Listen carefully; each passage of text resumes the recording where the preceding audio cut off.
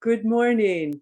Welcome to the Woodrow Wilson Center. My name is Jennifer Turner, and I've been directing the China Environment Forum at the Wilson Center for almost 21 years and covered lots of topics of energy, environment, and climate challenges in China, done a lot on water. And over the past few years, we've been diving deep into waste issues.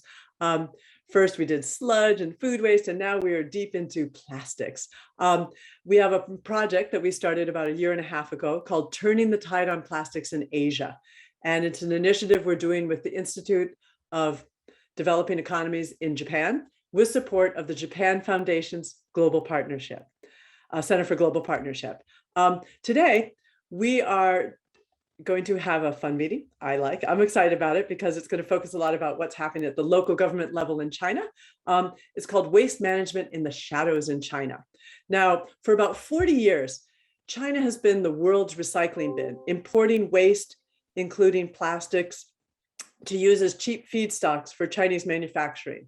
Now, for both imported and locally generated waste, starting in the 1980s, you had this kind of army of informal workers who were waste workers. They were sorting, picking, recycling, scavenging. And so it really formed a private sector of waste management that operated in the shadows with minimal government support. Now, at its peak, in the 2010, there maybe been about 3 million people working in the informal waste sector. Well, today, I have 4 speakers who are going to shine a light on the informal waste sector in China and how it began and how it's changing at this time of rapid government reforms and waste management, trying to modernize it. The reason that we're looking at this, because a lot of our work on our project is focused on Southeast Asia, where there is also a lot of informal waste workers. And we think that China can hold some models, lessons learned. We're going to start out with Joshua Goldstein. He's an associate professor of history and East Asian languages and cultures at the University of Southern California, where he's focused a lot for years on waste management issues and recycling in China. He recently published a book, and I have to highlight it. Okay, I would highlight it anyway, Joshua, but I'm highlighting it too because it has a witty title. It's called The Remains of Every Day, a Century of Recycling in Beijing. I'm really into what happens, the waste issue, if there's a war on waste in China, the front line is in cities, which is really why I'm excited today to have 4 speakers who are going to talk a lot about what is happening in the cities. So he's going to kick us off about introducing the informal waste sector and its rapid growth and kind of take us up to China's green sword policy in 2018. The next 3 speakers will dive deeper into trends that happened after that. We have Tong Xin, an associate professor at the Department of Urban and Economic Geography at Beijing University, Beida. Lovely to have you. She has done a lot of work looking at waste through an industrial ecology lens and done deep dives into enhanced producer responsibility around the e-waste sector. A lot of lessons to be learned there for the plastic sector, I think. Today, she's going to talk about the challenges and opportunities of the recycling sector transition in China, both formal and informal. Benjamin Stoyer, assistant professor at the Division of Environment and Sustainability at Hong Kong University of Science and Technology. He's a circular economy researcher. I think that's really a great thing, Benjamin. I'm a circular economy specialist, which actually has 7 R's that you can tell us all about later. He's done a lot of deep dives also into recycling and the informal sector in China and Hong Kong. And he's going to talk about recent pushes to formalize waste management and infrastructure across Chinese cities and kind of speculate what's the future of these informal workers. Chun-Li Wen is going to close us out today. So happy to have you, Chun-Li Wen. We've interviewed you a few times and now I get to have you live.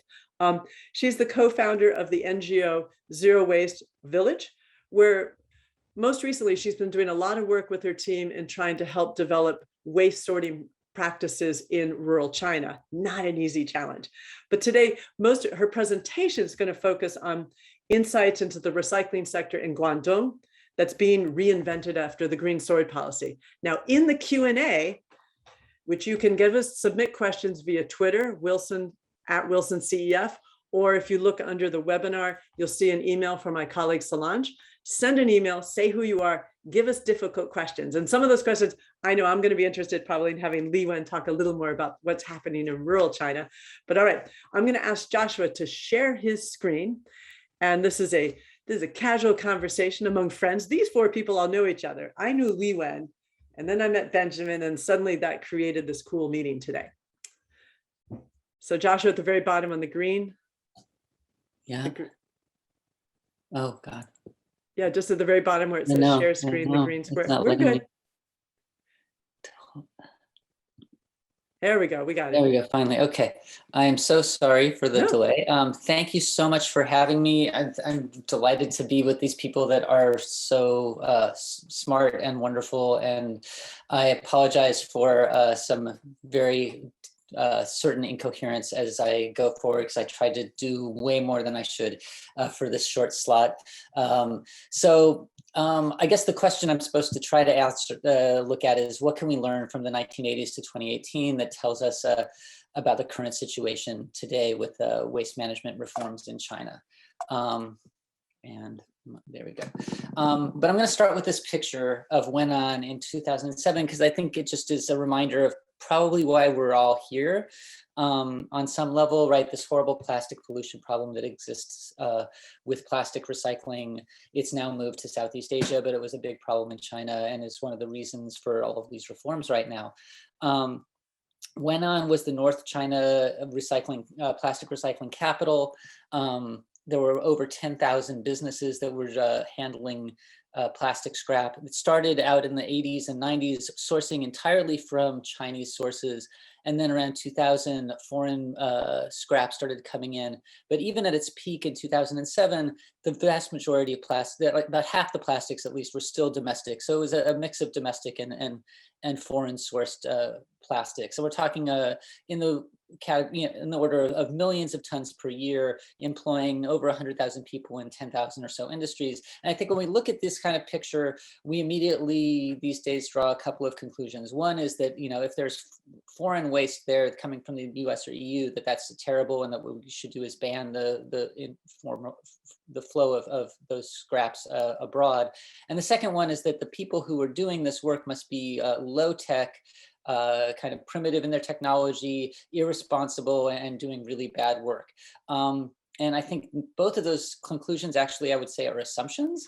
And part of what I want to do is kind of question those and use those questions as a way of kind of looking and explaining why I might be somewhat skeptical about the current policies that are being forwarded in China today, though they have come a good ways from where they used to be. So I just want to quickly just run through what the processing is of what happened in Wenan. Plastics would come from the cities. This looks like it might be foreign because it's KFC, but it actually was from Tianjin. All pretty well sorted from the cities. Here's another bunch of a different kind of plastic. It would get weighed and then scrapped, sorted very carefully, and then shredded, washed to get rid of as many contaminants as possible. Then it would be dried often outside and then further picked to be more refined, then put through fusing, to melt it down into new pellet, and this would be your product, and this could be used for manufacturing again. And like I said, hundreds, tens of millions of tons would go through Wenan every year.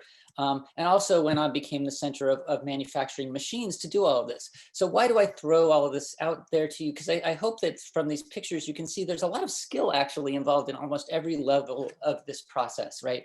The people who do the collecting have to know how to sort. The people who are doing the processing have to know a great deal about the resins and how to get rid of contamination, and even down to the point of building the technologies they use to do all of this work. All of this was happening in Wenan. So what I basically want you to do is kind of hold this contradiction in your mind between the horrible pollution picture I showed you at first of Wenan, and then this image of highly skilled, very complex network of processing that was going on there. Because I think both these things are true, and we need to kind of try to balance them in trying to understand how we should approach it. So today we all know that China has banned the import of foreign waste. But the question we've kind of, for me to some extent to give you is, so how do we get to the point where, first of all, China was importing this huge amount of scrap And then, of course, to the point where they decided then to ban it. So, it's just a picture of the basic numbers from just the US. The quantities of scrap that were moving into China were ramped up quite quickly in the late 1990s. And you can see this huge growth that happened in the 2000s. So that almost 300 million tons of scrap were sold by the US to China. And we're talking not just plastic scrap here, but every form of scrap. So copper, 40% of the global copper market went to China. 50% of the global paper market went to China. That was dwarfing any other countries that were importing either form of scrap, of those types of scrap. And of course, plastic was the biggest. About 80% went into China. You can see in this pie chart, Hong Kong basically counts as China. It would all end up in China pretty much to be recycled there. And the size of the pie grew enormously from about $1 billion worth to about $8 billion worth by 2008. And basically things stayed the way they were from 2008 regarding plastic imports all the way through till basically the national sword policy of 2017 was announced, or 2018 was announced in 2017. So why did all this global scrap flow to China between the 1990s and 2018?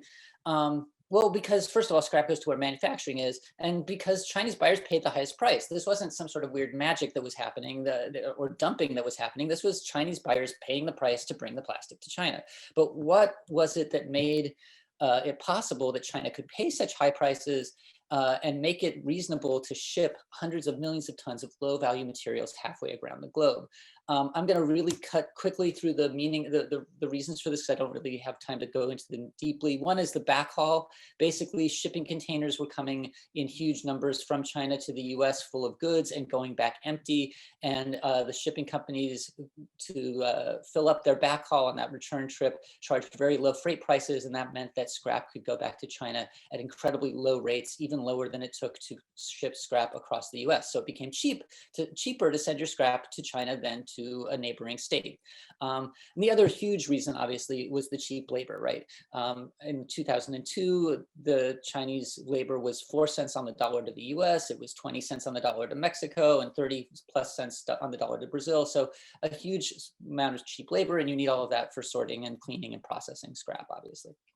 So these were two of the big pulls that made it possible for scrap to go abroad, and basically made it possible for the US to have single stream. Single stream grew enormously in the US in the 90s and early 2000s. And the only reason you can grow a recycling system is if you have a buyer for your product. And China was the buyer that made single stream affordable. And that's why when China stopped buying, we have a crisis in the US about what to do about our recycling. So who was the cheap labor behind this global, unprecedented globalization of recycling? Well, it was China's rural migrants. And here's just some pictures from various markets, et cetera. Some of them were taken by a great photographer named Wang Jing. Some of them were not as good, taken by me. But how did those rural migrants end up being in charge of China's recycling? Because it's a little bit weird, right? Back in the Mao era, they did not have any role. In the Mao era, the recycling system in China was completely under state management, and there's all this propaganda that was used to advertise it for every season and all walks of life. And you can see in one of these pictures a person measuring the amount of bones, and they're going to give you some money. So all of these are state-run recycling companies. There were no private companies. The network prided itself on keeping very close track of all kinds of materials. And there was no need to learn about markets. The government basically determined who the recycling companies sourced from and who they sold to. And so the recycling company was incredibly efficient within the socialist system, moving goods around, but it had no experience dealing with markets and new spaces.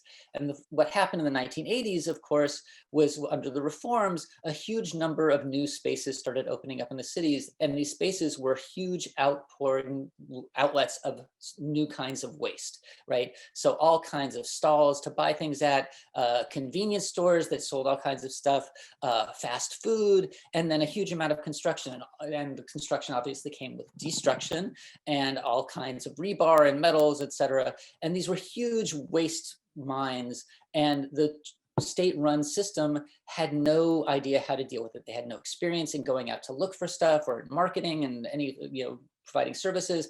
And migrant recyclers from the countryside rushed in to fill this gap. They were poor, they were cash poor, they worked incredibly hard, they did grueling work.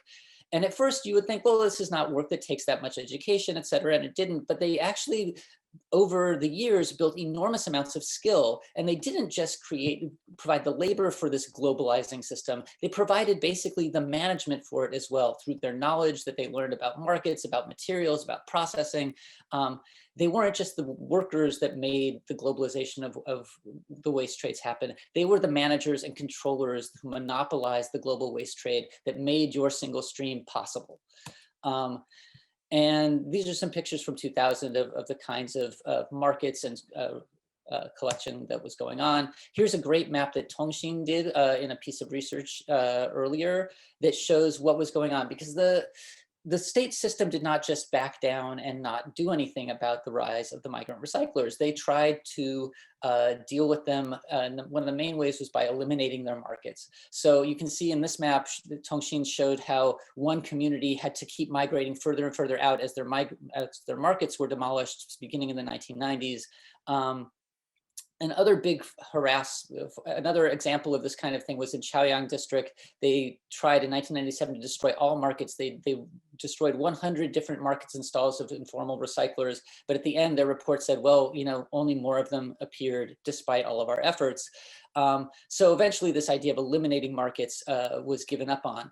The other big problem that happened in the 80s and 90s and up to 2003 that I really want to point to is the abuse that migrants faced under the custody and repatriation system and the discrimination that it promoted. Basically, if you didn't have the right household registration papers from the countryside or any other kinds of papers as well, you could be deported back to the countryside and all of your goods confiscated and taken from you, et cetera. And that happened to recyclers over and over again, and especially in Beijing. 50% of the recyclers I interviewed who had worked in Beijing in the 1990s and prior to 2003 had been deported at least once.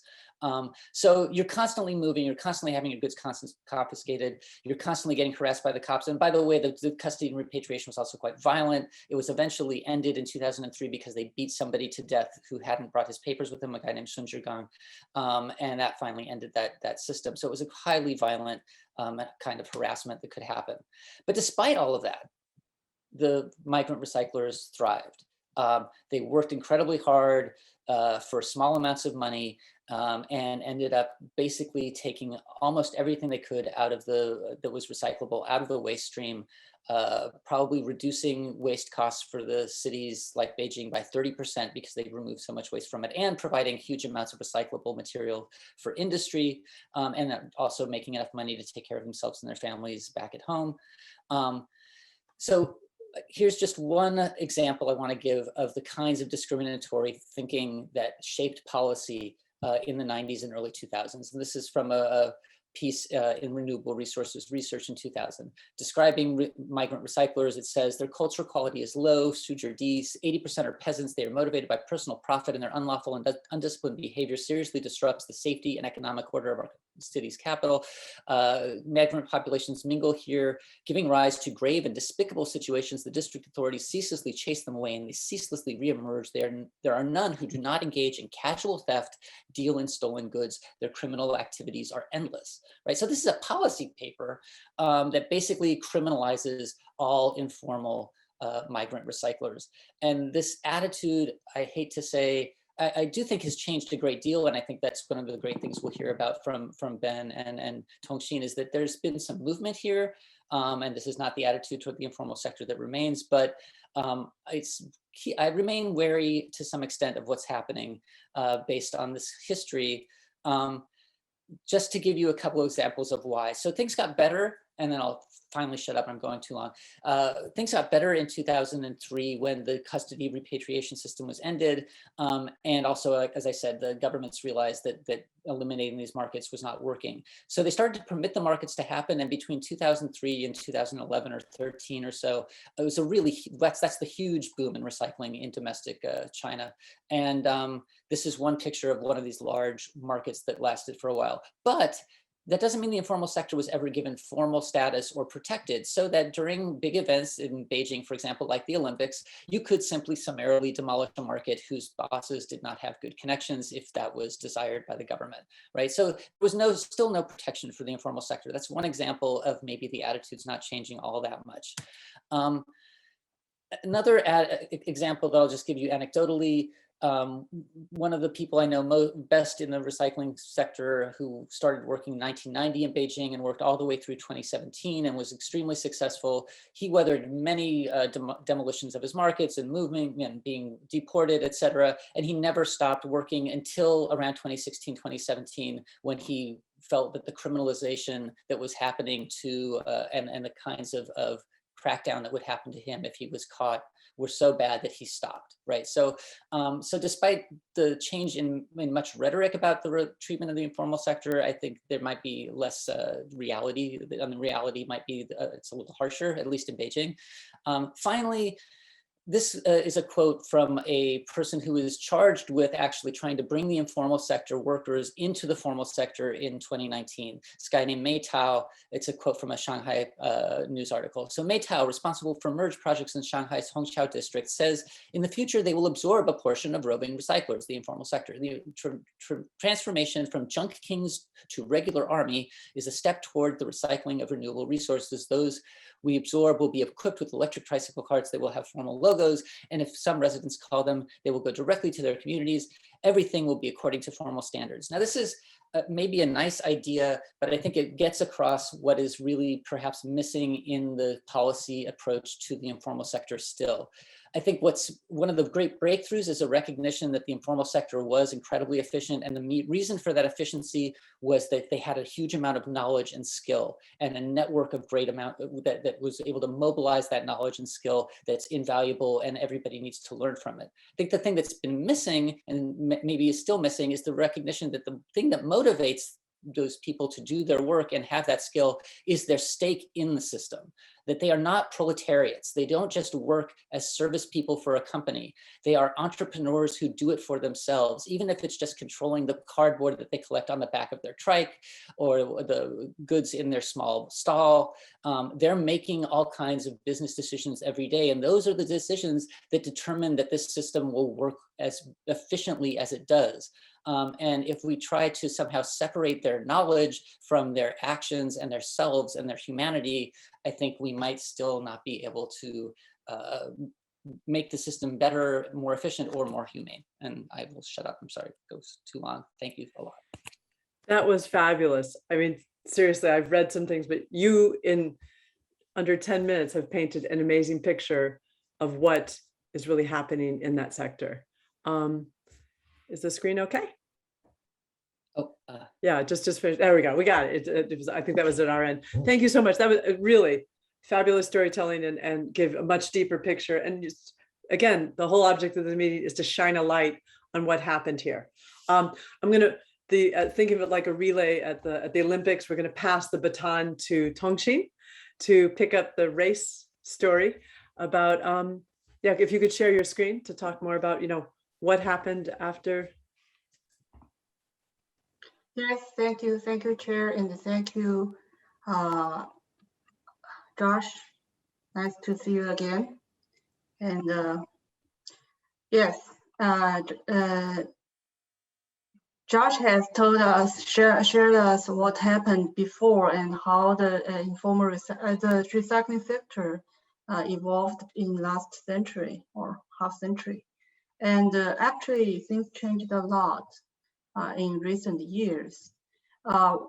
China has initiated Zero Waste City initiatives recently. Actually, they're trying to formalize or upgrade the recycling sector in a more systematic way. So I want to say what to learn from the informal sector in these efforts. So urban waste management has been under dramatic change in China in the last decade. About 20 years ago, when China began to promote the idea of circular economy, both policy and the industry were mainly talked about saving input and the reduced pollution in production. Even today, the total volume of industry waste is much more than the household waste.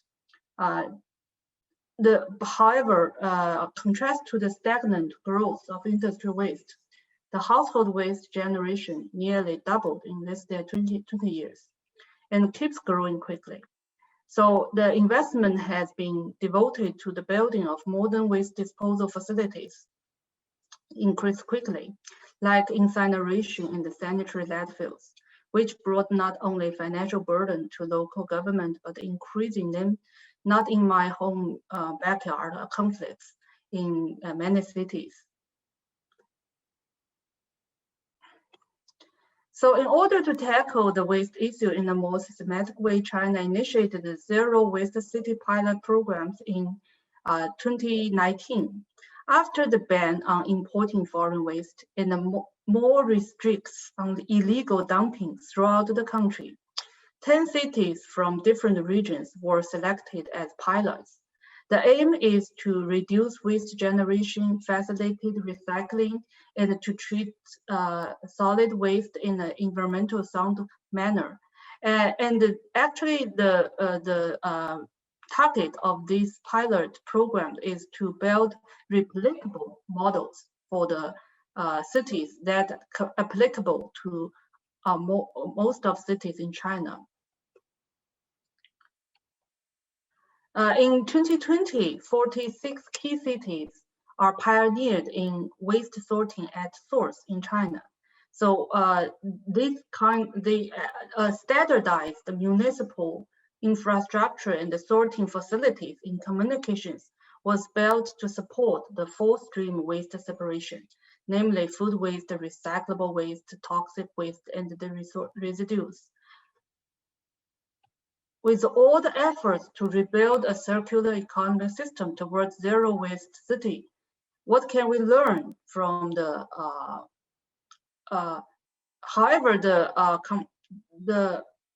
what can we learn from the informal sectors? Actually, there is a complexity of recycling because the recycling, you cannot just, in a city, you cannot just bring the recyclables to facilities just like that fill or incineration. Actually, you have to connect it, the recyclables, the very complex compositions to a regional network of production with change of price and the demands and the components. So with all effort to build a circular economy, what can we learn from the urban informal recycling sector that used to provide the cheap service of waste reduction and recycling, but now struggling for survival from increasing labor costs and ever strict environmental standards? That the key issue that Josh had mentioned used to be the successful factors, but now these factors are not existed anymore in China. So in tandem with the standardized public infrastructure, we identified two dimensions to upgrade the recycling sector. Actually, one is the infrastructure that we can use from the new technologies of the information technology to increase the intelligence of the facilities.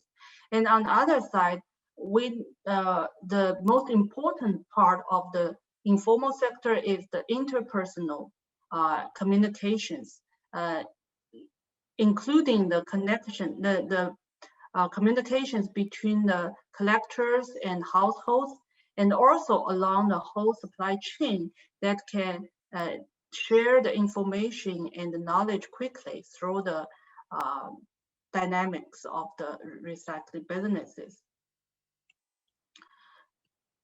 So we hope that with the more technology for intelligence and for the service on demand, we can rebuild a community-based cooperation for recycling to upgrade to build a more inclusive circular economy in cities in future.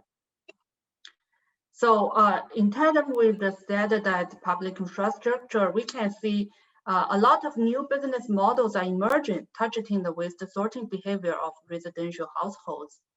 We are classifying these models into three categories. The first is platform, the platform-oriented, which provide online platform for second-hand trade, either C2C or C2B. The second is facility-oriented, Actually, they provide this kind of the established sorting facilities and communities that people can bring their waste to this kind of facilities. It's saving the labor, but it requires the consumers participate. And also we can see the third one is service oriented. Actually, they cooperate with it's a kind of transformed the used informal recyclers into some kind of companies provide door-to-door collecting services in communities that people can save the time and labor for the household. So each kind of business models have their shortcomings and advantages. So in order to test the potential in waste reduction by combining different business models in communities, our research team initiated a recycling program in Yanyuan district, where is our campus located. Since the last year, we targeted the 2 waste streams with the most potential for reduction and for recycling, the food waste and the recyclables. For food waste, we introduced 2 technologies into communities. One is Bocasimo compost at home. With the support of the community, we built a little farm to involve the families to link composting with farming. And the other technology is using food waste to breed black soldier fly. We cooperate with social enterprise to provide on-site food waste disposal service with the capacity about 200 kilograms per day. And for informal recyclables, the community built new recycling cabin in the community and trying to involve the informal recyclers who have been working here for many years. We are trying to introduce information technology platforms to help improve the workflows of recyclable collection, as well as providing incentives to residents to participate in the recycling programs. So we hope this kind of small improvement can help to reduce the workload of the recyclers and improve their working efficiency. Fortunately, China promised to CO2 emission reduction national targets recently. Actually build a new market for the environmental friendly activities in future. Especially we have explored the potential of recycling for CO2 emission. Actually, we see that it's quite difficult to give incentives to a household residents, or to improve the salaries or incomes for recyclers. We need to explore new market values from recycling, besides the materials, the value of secondary materials. So we also are trying to combine what we are doing in the communities to the future carbon market in China. So in concluding, we have already seen the national government to promote some kind of infrastructure and industrial planning to promote the reconstruction of the recycling sectors, but we need some more efforts at the local level for the grassroots initiative to involve more recyclers and the household, the residents and the citizens. And this kind of efforts need some kind of inclusive infrastructures which can support the new business models. So we also need to make all the values that recycling to visible to all stakeholders. Thank you. That was great. You could, if you take down your slides, Tongxin, that's wonderful. I'm looking forward to, I want to look through it again more carefully later as well. Yeah, okay. Perfect. I mean, it gives, and I think that, again, keeping my race metaphor going, the baton goes to Benjamin, who is also going to give us some other stories about this kind of new integrating the formal and the informal. You could share your slides whenever you're ready, Benjamin. This is great. So thank you so much. I think you can see my slides. Yes, I can see your slides. Wonderful, wonderful. So first, a big thanks to you guys, right, at the China Environment Forum for organizing this. I'm really pleased to be here, and I'm trying, you know, I'm obviously the youngest in this group, so I'm trying to come up with some alternative maybe perspectives on the informal recycling sector, maybe complementary. So I'm trying to talk a bit about capacities, then some of the formalization trends that the previous speakers have been touching upon. I'm going to be daring in the end and predict a bit about the future of what I think happens at the informal recycling for the sector in China. So let me start by, I mean, well, how to frame it? If you're in China, so the first thing, if you're interested in waste, the first thing you might see or might encounter are these very odd, interesting tricycles, always loaded with stuff, a lot of materials, right? And of course, you see those things everywhere. So you have pictures from different cities that I've been to. And depending on the area, for example, in Hong Kong, it would be a bit different, right? Narrow spaces, very constrained. So you don't have the space for tricycles going around. So you would have those trolleys, right, being filled up with materials. Now, once I started to engage in that research, I was wondering, okay, what happens actually? I mean, where do those tricycles go with all these materials?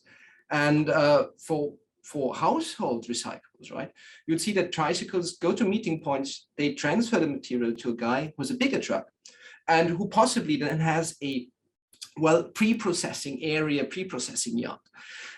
When it comes to e-waste or WEEE, that is waste, electrical and electronic equipment, like here on the right-hand side, as this is happening, for example, was happening in Guangzhou a lot, in the southern province of Guangzhou, where, for example, this tricycle is transporting printed circuit boards. These are so-called the jewels of e-waste, right, with a lot of precious materials on them. So they would be put into bags, delivered to an area where you have people really roasting these materials. It's sort of a barbecue, super extremely unhealthy with this epoxy resin going into the air, right? You might inhale bromides. It's very dangerous, very toxic for your health. Unfortunately, it's reaped a big profit. So a lot of people were engaging in that. Now, if we talk a bit more about e-waste, then I would definitely emphasize the fact that collection is the entry point for the informal recycling sector. So what is essential to know about collection is that without a proper collection, you can do whatever you want. You will always stay at a very low end-of-life recycling rate. You see this here, if collection is only constitutes 40% what is generated, your pre-processing, your end processing might be as good as, you know, technical standards allow, end-of-life recycling rate will be low. In urban China, the estimation is that overall generation of e-waste comes to 80% from urban households. And for me as a researcher, the key question was like, well, who is actually dominating this WEEE, this e-waste collection in China? So if we look a bit at preceding or earlier research, you would see come up with different data. Some of them are estimated, others are then based on surveys. You would see relatively quickly that informally collected e-waste in terms of proportion of what's generated is much, much bigger than what the formal sector can actually gather or could gather. These are all, as you can see, figures of the past. Now, what is interesting then for me, you know, if you trace back the question, so where are those materials then going once they are collected? Now, we figured out in a research project that was around 2015-16 that formal recyclers crucially depend on informal collectors. What we did in the course of our project is to ask various recyclers, you see them here, acronyms of different provinces. We asked them, where do you get your e-waste that you process, that you treat? Where do you get this from? What are the sources? And majority of those would actually say, of those companies would say, well, massively we got them from the informal sector. If we then switch a bit the perspective in terms of fractions and streams, and we look at recyclables that are generated by households, right? What is informal collection doing there? Now, we did two research projects in 2013 and 16, and I mean, as we know, I should say this in advance that China has been and is still changing a lot over the years. But at that time, we were trying to, doing our surveys within certain districts in Beijing, and we were asking those people riding bicycles, those ladies and gentlemen, we turned them as waste merchants and would ask them, what do you collect today and what is that? And you can see here that well, they have quite impressive quantities. Those people that we captured got in our survey, a lot of them actually a mess in terms of composition. It's largely cardboard. It was largely cardboard, plastics, any kind of iron or any kind of metals would be less important. Now, having those figures of 2030, we again went into the field a few years later. We tried to do an in-depth survey. So we focused on one sub-district of the Beijing district, Haiyan. And what we did is we surveyed households, right, as generators. And at the same time, we surveyed also those informal recycling sector stakeholders that only operate in the same sub-district. And we figured out that they would recover about 88% of what households generate. I mean, of course, again, this was a survey within one sub-district, right? We have no comparative insights, but it was quite impressive. For us at the time, and still when I now go to other cities, I would say the key behind this effectiveness in reclaiming these materials for the informal sector is what we termed the trading point system. And just think about it like a typical weekend market that you have in villages all around the globe, right? So essentially it works like this. You have the generators, be that households, be that public bins. You have somebody who reclaims it from these sources, be that a waste picker walking by foot, be that a waste merchant, right? The guys with the tricycle. And they would then deliver those materials to a trading point. A trading point is really like, imagine it's a truck. You have ground scales, you have a manager there, and he would measure or weigh the materials that you deliver there and would give you a corresponding sum of money. This middleman, this guy who sort of entertains, who masters or manages the trading point, then transports it, right, with a bigger vehicle. Normally it was a truck at the time, and would bring it delivered to storage yards. Will conduct some pre-processing steps, right, like cleaning, sorting, separating, balling, and then transfer that to either manufacturing if the quality of the material allows it, or to formal and informal recycling.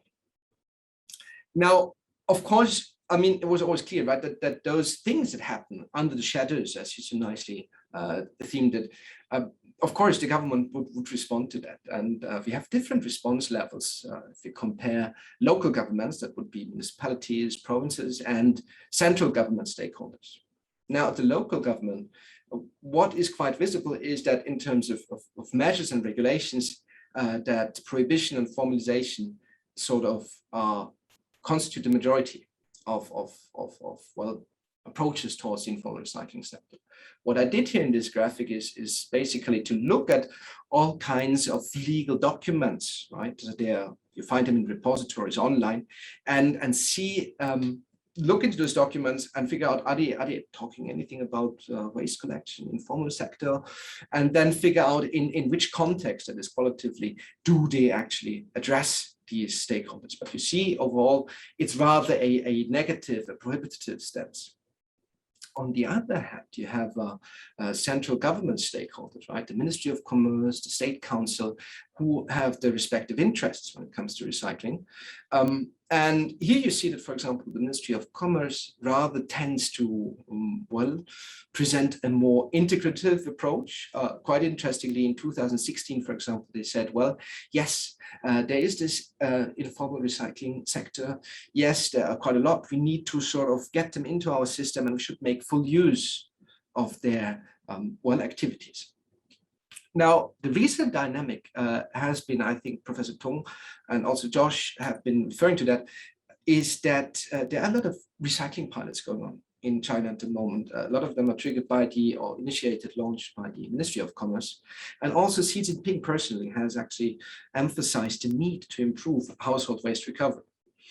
What happened as a response, I wouldn't say there's a direct, absolutely visible correlation, but you see that a lot of new household waste recovery schemes are emerging, and a lot of them feature elements where you have informal stakeholders somehow involved, but some of these schemes seem to have a formalized work under a formalized umbrella. And what I realized with my research team in Changchun, this is the capital of Jilin province in the northeast of China, is a hybrid system. It's called Ant Recovery, and it has been established by an association of informal recycling collectors who sort of came together with the local recycling association, which is sort of semi-affiliated with the state, has strong ties to the government. And they said, this informal group said, okay, we're willing to work under a formal umbrella. Interestingly, the local government issued then a policy regulation setting forth certain standards. And one of those is that the appearance of those stakeholders of ant recovery as a system has to be unified, right? The working attire has to be unified. Certain practices as preventing secondary pollution has to be standardized. And these stakeholders did so. Ant recovery spread relatively quickly over Changchun up until 2020, over 660 recovery stations. They reclaim materials of 75% of waste deliveries occur within 1.4 kilometers. And if you look into detail of what is going on there, you actually see the same practice as what we observed before in Beijing a few years earlier. You have this gentleman, this is Mr. Wang, the owner, the manager of this collection point. You have people coming, be that residents, be that informal stakeholders, bringing the materials, they're getting weighed and they get a reimbursement. The delivery people get a reimbursement for what they deliver, right? Materials are then sorted, separated, put into different trucks, depending on the fraction and depending on the destination. Now, just in terms of recovery performance, ant recovery is interesting in terms of that what is delivered is now largely coming from residents, not anymore from formal recyclers. And what we see in terms of composition, still paper, cardboard are dominating. Second to that is plastics. Then we have the metal fractions. In terms of numbers we see quite high numbers. This was quite impressive. We see that one of those stations, I mean, admittedly in a very prominent point, recovered about 440 kilograms per hour. And the quantities per person delivered there is about 10 kilograms on average per person. And you have about 27 people coming there per hour to deliver something. Now, this is quite a different system. It was quite impressive for me. At the moment, I'm looking if there are the parallel elements going on, something which is comparable to ant recovery. So just to be a bit daring and looking into the future, I focus here on collection pre-processing, not the final processing steps that are massively polluting, for example, in e-waste. I think that we will see and witness more hybrid systems emerging all over China, featuring the characteristic of being a formalized informal stakeholder system that is dominating the scene. Why is that so? I think because they have, as Tongxin mentioned, they have an advantage when it comes to coverage, when it comes to personal networks with households, when it comes to also when it comes to reimbursement, right? Providing some money to those people who return their recyclables. I think it fits into the socioeconomic fabric. If you look at the history, and Josh can definitely tell you much more about this, this system has been extremely resilient. It's very difficult to imagine that it just vanishes as long as there is a value for recyclables. And finally, I would also say that municipal budgets, right? If you think about how much government, the local government, municipal government has to spend on waste management, one of the reasons I believe why the sector has endured that long is because they simply help to reduce waste quantities that are generated and channel them into recovery and recycling points. So that is everything from my side. I hope you have taken something from this.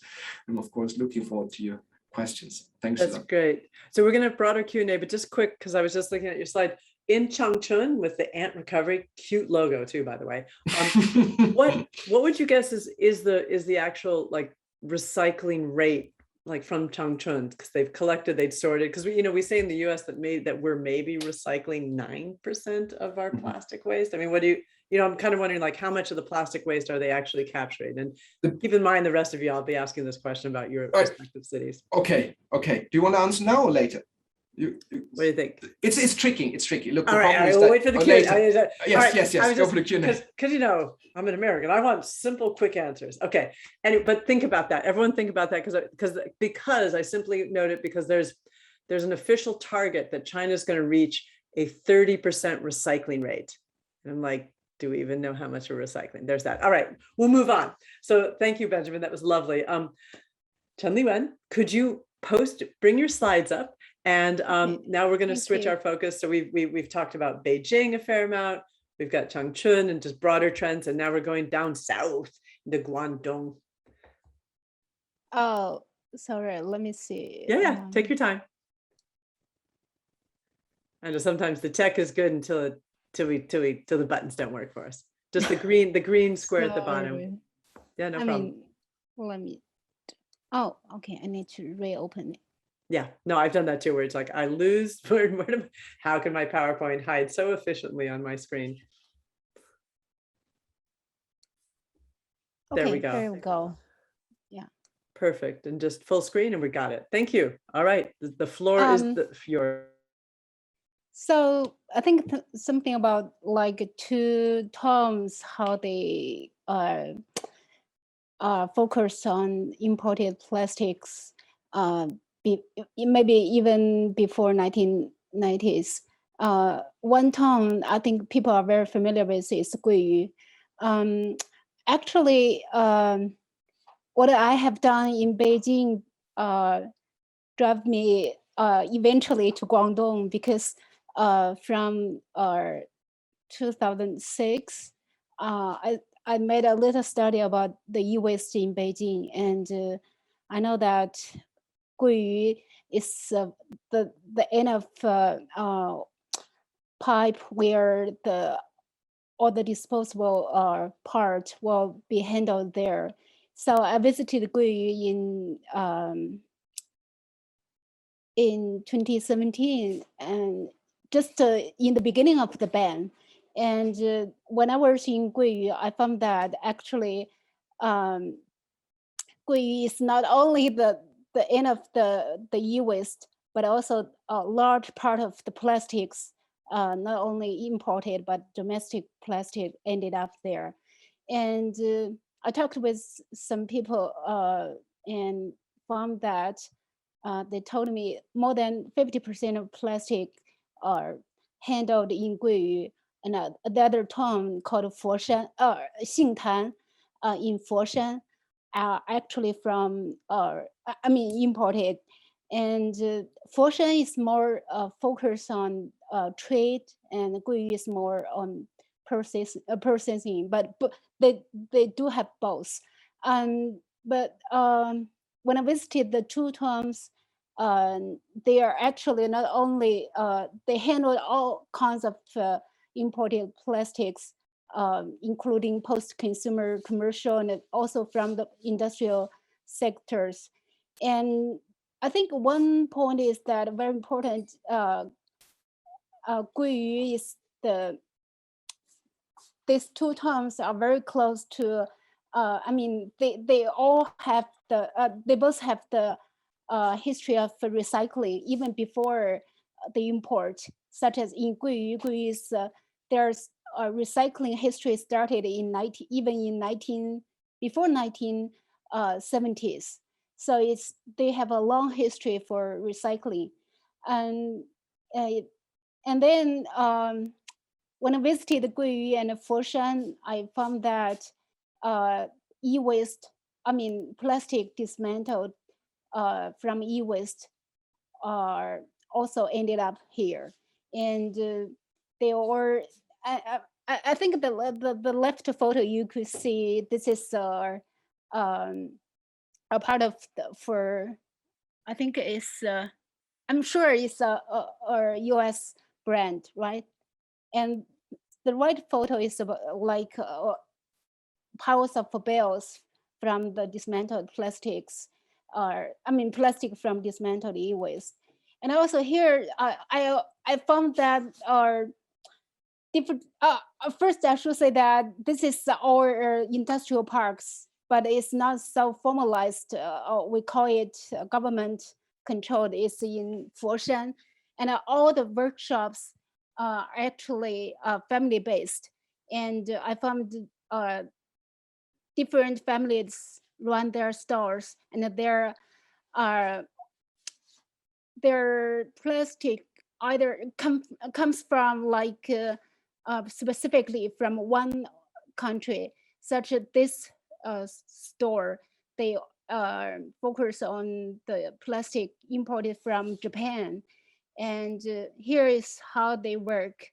And they usually employ the local women to do lots of sorting, and then they didn't do like pelletizing or melting. They just do sorting and trade it here, and then send them to the other place for processing. And actually here, I also saw a large part of the plastics are actually from Europe, different countries of the Europe. And also, I think it's really a surprise to me is the plastic packaging from Russia, and I guess it's from the like the commercial, maybe wholesale or retail markets. And but I visited Guangdong again, the 2 times again in 2018, and after the ban, and I found there's a lot tremendous changes just 1 year later. And I talked with people that told me that post-consumer plastic were banned first, and then maybe commercial and industrial plastic comes by. And many people are interested in how China do this. I think one thing is very important is this is not only from one department. Actually, at least 2 departments works for the banning. One is about the customs clearance, and the other is from the Ministry of the Environment and now it's called Environment and Ecology Ministry. So so this is how it looks like before the ban. People run the stores, but it's closed yards. And then after they do the pellet, but here it's in Guiyu, and they handle lots of plastics and also do our pelletizing, and also all the chain Josh just mentioned in Wen'an. And so I just want to say something about after the ban. And the time in Foshan, actually they are highly relying on imported plastics more than domestic plastic. It's suddenly it's closed actually.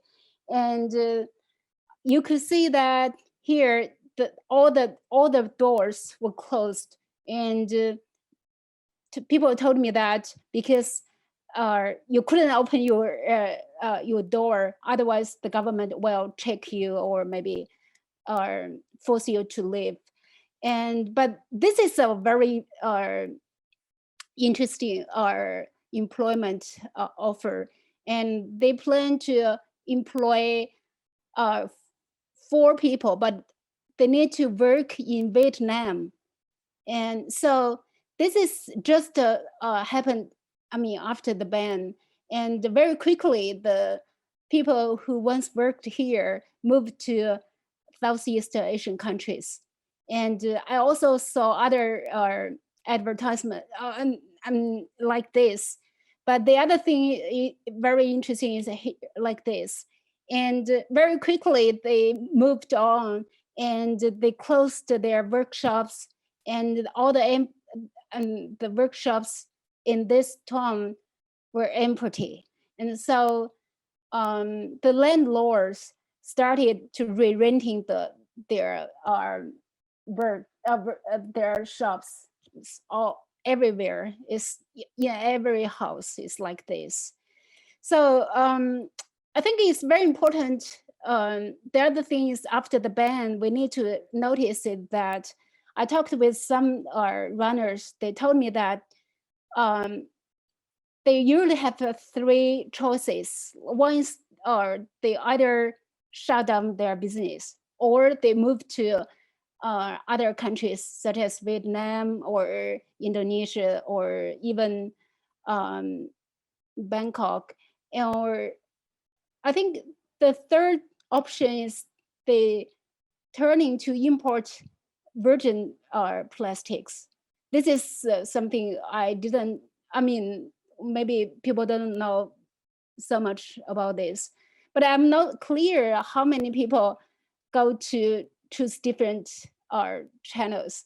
And so I think that the other thing people already know that some people are, and also the export also shifted to our Southeast Asian countries after the ban. And here is the picture from Vietnam. We visited in early 2018, and people told us actually after 2012, whenever the winter comes, and the local government would shut down the close the shops, maybe after October, whenever there's the air pollution control policy to be implemented. So here is the other scene we often see after the ban, all the indoors of our workshops is all empty now. So I think this is something I just saw, but it's really a pity I didn't have so much time to follow deeply how the changes happen and how people move on. And I hope maybe other scholars can follow this to know more about this. Thank you. Thank you so much. I think, yeah, and you could unshare your screen. No, I think this is that the four of you've told a pretty comprehensive story, that we have some happy news, that Benjamin talking about the entrepreneurs and the innovators, and then Liwen, there's a little bit of a mystery because some of these people, they've lost their jobs, they've moved on to Vietnam. Yes, so all right, let's hop into some questions. Again, encouraging the audience, you can tweet Wilson at WilsonCEF or email my colleague Solange. Haven't gotten any questions in yet, but I wanted to ask, let's go back to my quick question, that my rude question that I guess, Josh and all of you can jump in on. The question about how much is getting, like in Beijing, you wrote a whole book about it, Josh. So, with the informal, maybe now the informal formal combo, how much of the waste was plastic was actually got to be recycled that was generated in Beijing? I'll start, but then Ben can tell you what's going on now, because I have a less clear idea at all about what's happening now. I think back in the peak of things in the early 2000s, pretty much anything that had a market value was getting taken out and recycled. Mm-hmm. And the thing about went on was, obviously the pollution and the toxins and the fumes were horrible, but it was an incredibly efficient market. And it produced a range of materials from really crappy stuff to really high quality stuff that was going into, for example, the bodies of cell phones, which means that it's very pure resin if you're going to do that. So if, hand picking and skilled labor can produce all kinds of really good stuff. But I think, market systems, as Tongxin pointed out, labor costs have gone up, expenses have gone up, demand has shifted in some ways, environmental regulations have cracked down. And I think it's probably, my guess is leading to certainly a lot more low value plastics ending up in landfill or incinerator, which is not necessarily the best thing if the incinerators aren't burning cleanly. But Ben, what are you seeing? And other folks, what are you seeing? Well, I was always there are two things that troublesome. The first question is, what do we mean by recycling? Is that the rate that is recovered from what is generated, or really the rate that is ending up in secondary materials, right? Secondary products, sorry. The second point, if I just may add this very quickly, we have no benchmark to measure it against. One of the major issues in China, as I feel that at least, is that there is neither unified nor a specific city-specific figure that is reliable on what is generated, be it at the household level or the company level. So the problem is that there's one interesting article from 2017 by scholars from Beijing, and they are criticizing that recyclable statistics are not collected unified, but by different entities in a city level, for example. Then they use different methodologies, which are very often opaque. That means a lot of guess estimation, right? Guess estimates. So they go around and they know there are about 100 shops, they visit 20, then they extrapolate it from that. So you don't really know. What I did is I took the effort, I'm not sure if this paper will actually go through, but I took the effort of calculating, what's the population of Changchun? Do I only calculate the inner or the outer districts? Then I did that, and I came up with different numbers of per capita generation, from different sources. They're all Chinese, from China. The methodologies were never divulged. So the best I came up with at the moment is when I then extrapolated the numbers from these collection stations in Changchun is about 80%, but I'm absolutely not even trusting my own numbers. I'm not trusting them because it seems so extremely high. On the other hand, I know that, as Josh said, like a lot of things, I stood there at these points and you see residents, elderly, younger ones coming by and delivering anything, right? From a few newspapers to, I don't know, a lot of plastic packaging. It's a mystery. I'm sorry, at least for me. I like mysteries. Well, maybe we could. We did just get a question in from a Robert Heyer. I don't know his affiliation, and I might modify it a bit. But so he asked, is China willing to share their recycling experience and methodologies with the rest of the world so they can set up their policies and infrastructure needed? So maybe let's modify that. And I'd like to phrase it more from what you've been seeing with the informal, now this hybrid. Are there some good lessons that China that countries like in Southeast Asia could follow?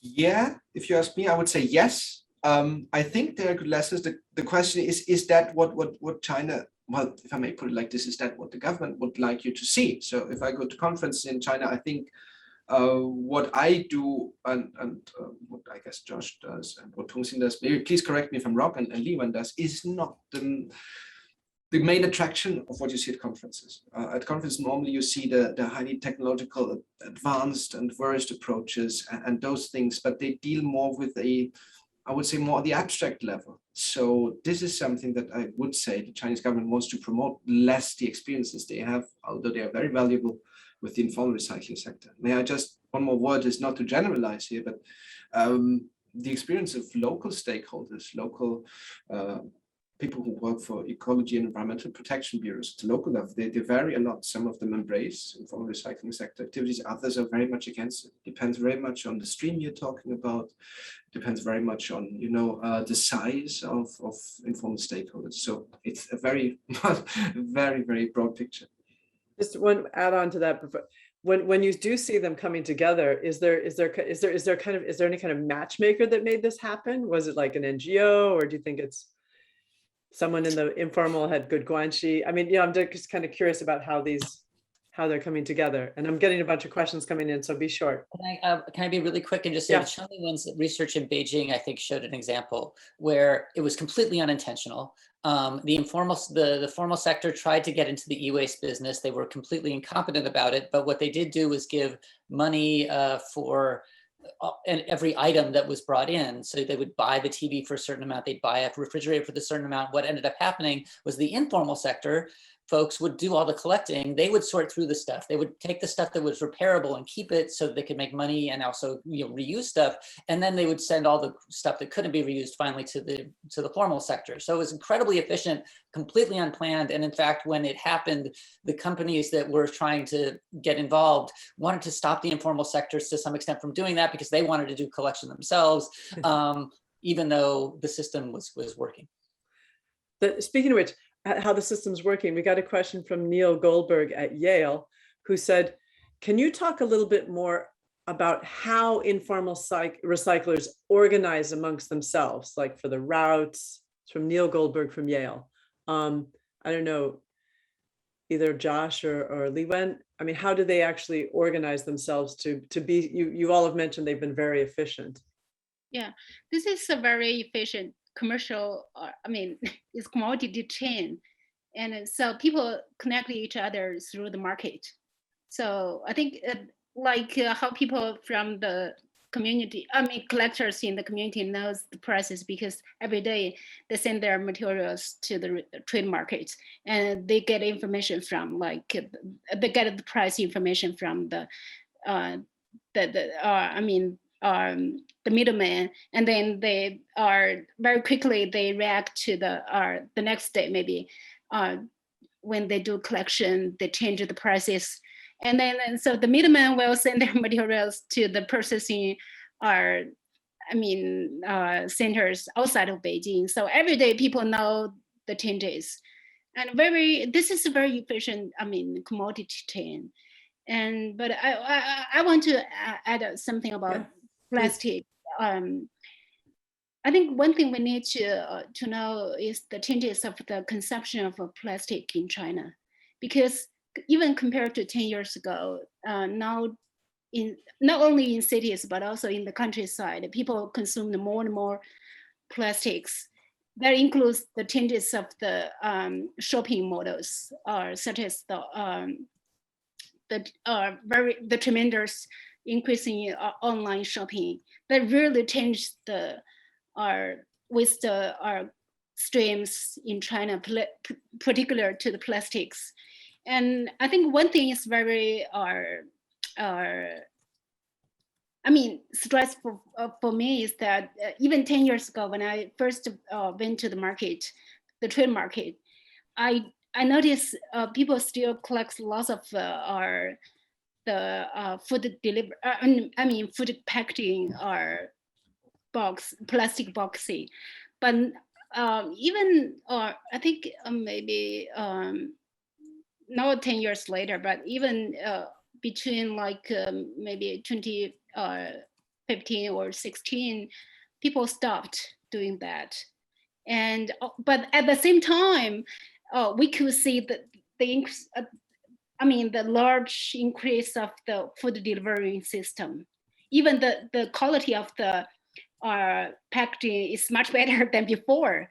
So I think we need to see the changes of the consumption. Yeah. Okay, we just have a couple minutes left. I want to maybe Tongxin, I got a question from Lily Pike, a freelance journalist, about broader, is the ultimate goal, and I guess talking about China's reforms, is the ultimate goal to create a fully uniform recycling system in China, building off the 46 city pilots, or will cities be able to maintain some autonomy going forward? Maybe Tongxin and Benjamin, what do you think? Thank you, and thank you the comments from Benjamin also. And I think actually for the government, actually for the zero waste city pilot program, actually the government choose 10 cities and 5 different demonstration projects. They are trying to test different models for different places. But after that program has ended in 2020. And when they came into implementation, actually, if you would like to promote something efficiently, you have to standardize it. So finally, when we see the 46 waste sorting programs, cities in China, you see the standardized infrastructure that with incineration, with composting, concentrated composting, and you can see 4 dustbins in every communities. So what I want to, our project is want to show the limits of this kind of standardization, but we cannot just criticize these methods, because you have first provide a baseline infrastructure first. So if for the many innovative business models, you need the local participation, community cooperation. So even successful models, when they move to other communities, it's not work. So the fundamental baseline infrastructure, standardized infrastructure, it's a public service to everybody first. Yeah. And then I think it's not the final answer. We can do better than that if we encourage grassroots initiatives in different areas. So that's what we want to show with our own participant programs in community. You need to write a blog for me, ma'am. Benjamin. Very quickly, I just want to say that what we have to understand, especially those of us coming from the West, right? China is not a monolith. And of course, there's very often the political attempt to convey this idea, everything is, within one umbrella. It's not true, right? It's a diversity of 1.4 billion people. And even if there are standards, as Professor Tongxin, absolutely, I totally agree with that, said, yes, you have standards, but then again, there's a variety. I mean, communities in Guangzhou or Guangdong province work very differently from those from the north. So there will be always a process of adaptation and variation. I mean, this is also makes the system more resilient, I think. So that's yeah. And there's one last question that maybe we'll throw to Darren McGee, my partner in crime at Hobart William Smith College. He says hi to all of you, but also says he was curious, how porous is the fence? Like, how effective has National Sword been in keeping the foreign waste out? Because a lot of borders can be quite porous. Any insights, Joshua? Ben might have better. It doesn't seem to be all that porous, but I think what it is that the definition of waste is incredibly flexible. So, you call it flexible waste, plastics, flexible definitions. It's garbage. Today it's garbage. Tomorrow it's a resource, right? So whenever the government decides that suddenly they really need something, they can just say, you know what, it's not garbage anymore. It's really important as a resource, and now we can let it in. Mm-hmm. Yeah, so I would agree, I concur with that. I mean, what you read on the recycling websites is that they actually not consider this to be a total ban, but restrictions, right? And if the material purity, for example, is high enough, then they would say, oh yeah, the shipments have been arriving again. And there's actually also, at least you see this on various retail post groups, there has been a demand for foreign materials for some fractions, right? This is relatively informal. I don't see publications on that coming forth, but definitely, I think they keep it very flexible, as Josh just said. So strategically. Well, good. So as usual, more time for conversation than we had time for, but we are going to continue this. And as I've been telling a lot of my other panelists over the last year, I'll probably pull some of you back to come to join maybe in some future meetings with some Southeast Asian folks. I think one big point that came up, I think, with Li Wen talking about, they packed their bags, they moved to Vietnam, how, the ripple effect of the changes in China having on the region. And so we're going to be having more conversations on that. I can't thank you for enough for giving, really, you did shine a light on this. There's no more shadows. We understand a lot better about the informal sector. Want to thank the audience for your great questions. I think there's some more, and I'll parry them out to the speakers separately. But yeah, thank you so much. You guys really are doing amazing research, and we will see you soon. And thank the audience, and enjoy the rest of your dog days of summer. I don't have any more formal meetings in August, so take care, and we'll see you in September. Thank you for what you've been doing. It's great. Thanks. Thanks a lot. Thank you so much, everybody. Thank you all.